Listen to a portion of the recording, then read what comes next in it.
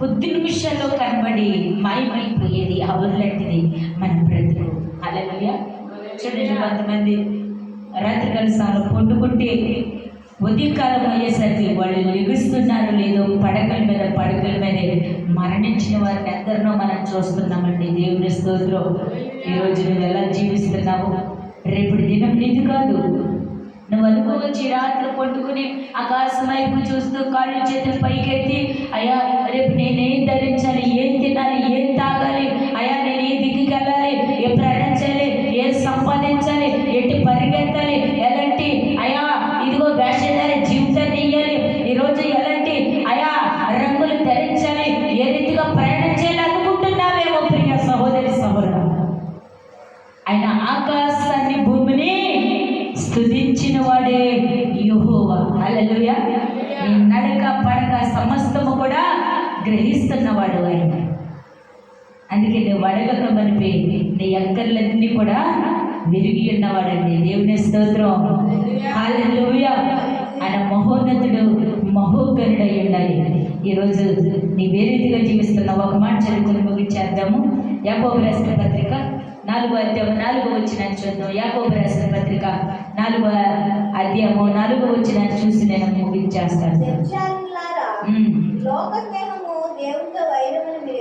అబ్బా ఎంత మాట అండి! ఏమని చెప్తున్నాడండి ఆయన? వ్యభిచారులారా, లోక స్నేహము దేవునితో వైరమని మీరు వెలుగురా. ఎంత గొప్ప మాట అండి! నీకు ఎలాంటి వాడువైనా ఎలాంటి దానివైనా నీ ముసుగు అక్కడ తొలగిపోద్దట, దేవుని ఎంత తొలగిపోద్దట. హల్లెలూయా. నువ్వెన్ని రంగులు ధరించినా, ఎంత వేషవరమైన ముసుగు వేసినా, నా దేవుని యందు ఆ రంగు అనేది వెలిసిపోద్ది. హల్లెలూయా. ఎక్కడెక్కడో కప్పొచ్చేమో, దేవుని యందు నువ్వు కప్పుకుని తిరగలేవు ప్రియ సహోదరి సహోదరు. ఎందుకంటే మన హృదయ రహస్యాలు వెలుగున్న దేవుడు. చదువునాను.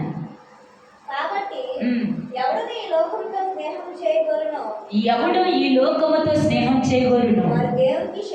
అబ్బా ఎంత గొప్ప మాట! ఎవడైతే ఈ లోకములో స్నేహం చేస్తారో వారు దేవునికి శత్రువులు అవుతారంట. నువ్వు ఈ లోకములో స్నేహితులుగా ఉంటున్నావా, దేవునికి శత్రువుగా ఉంటున్నావా? గమనించండి ప్రియ సహోదరి సహోదరు. రేపుడి దినం అనేది కాదు. ఎస్ఐ అంటున్నాడు, ఆ పరలోకానికి నువ్వు చేర్చబడాలంటే ఈ లోకానికి దూరముగా నా దేవునికి దగ్గరగా ఉన్నప్పుడు ఆ పరలోకానికి నా దేవుడు నిన్ను చేర్చుకుందురుగా. ఇంకో మాట చదివానికి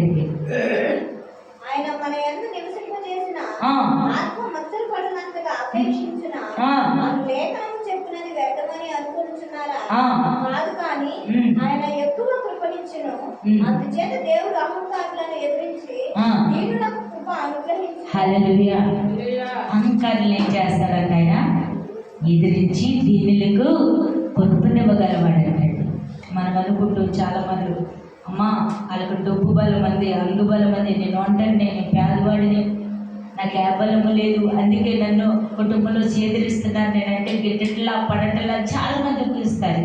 కానీ ఇక్కడ వాక్యమే మనకు సెలవిస్తుంది. కీర్తనలో యెహోవా నీ కుడి పక్కన నీడగా ఉండాలి అని సెలవిస్తుంది. హల్లెలూయా. హల్లెలూయా. ఎందరున్నా అంగుబలము, ఆస్తి బలము, మాట బలం ఎన్నున్నా నా యేసయ్య కృప లేకపోతే ఇంచు కూడా కదలేమండి. పరిశుద్ధాత్మ దేవుడు ఈరోజు నీతో మాట్లాడుచున్నాడు. హల్లెలూయా. హల్లెలూయా. హల్లెలూయా. ఆయన కృప నీ మీద ఉండాలంటే ఈరోజు నా యేసయ్య హృదయంలోకి ఆస్వాదించు. ఒక స్నేహితుడితో మాట్లాడినట్టు నీతో మాట్లాడతానని మోషేతో ఆ నిర్గమకాండలో చెప్పినట్లుగా ఈరోజు ఒక స్నేహితుడితో మాట్లాడినట్లుగా నా దేవుడితో నువ్వు మాట్లాడటం ప్రారంభించు. నీ దుఃఖ దినములు తీరిపోవునుగా, నీ కన్నీళ్ళు నాట్యంగా మార్చబడుదురుగా. మనం ఆరాధనలో కొద్దిసారి పాడుకుంటాం, నాకు చాలా దుఃఖం వస్తుంది, నాకు ఎంత ఇష్టమో ఆ పల్లవి నేను ఆస్తమానం పాడుకుంటూ ఉంటాను. ఎందుకంటే మన కన్నీరు తొడవగలవాడు ఆయనే. హల్లెలూయా. హల్లెలూయా. కళ్ళ నిండా కన్నీరు గూడి కట్టినా నీ వైపు చూడగానే దుఃఖమాగిపోవునా, గుండె నిండ వేదన పైకి వెలిసిన నీ చల్లని తాకుడే నన్ను చేరదీసినా. ఆశ్రయ సౌధము నీవే, ఆశ్రయ దుర్గము నీవే, నా కొండ కోట నీవే, నాకు చోటు నీవే, నా కొండ కోట నీవే, నాకు చోటు నీవే. నీ వైపు చూస్తూనే సాగిపోతాను. ఆధారం నీవేనయ్యా, నీ వైపు చూస్తూనే సాగిపోతానయ్యా.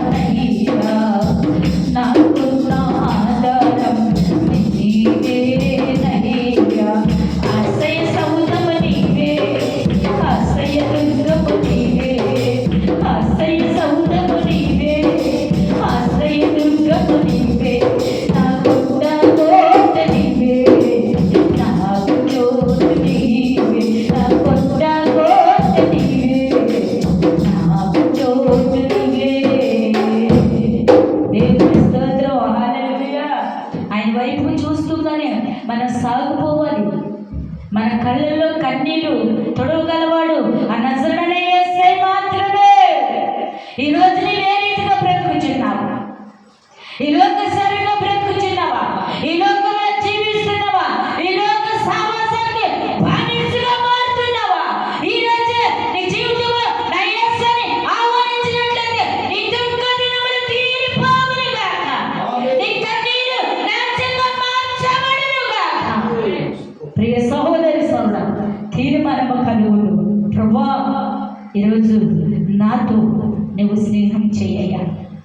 ఎవరైతే ఆ తీర్మానం కలిగి ఉంటారో ప్రార్థన చేద్దామో, మోకరించండి. నా ప్రభువుడు, అయ్యా ఈరోజు నువ్వుతో నేను స్నేహం చేస్తానయ్యా.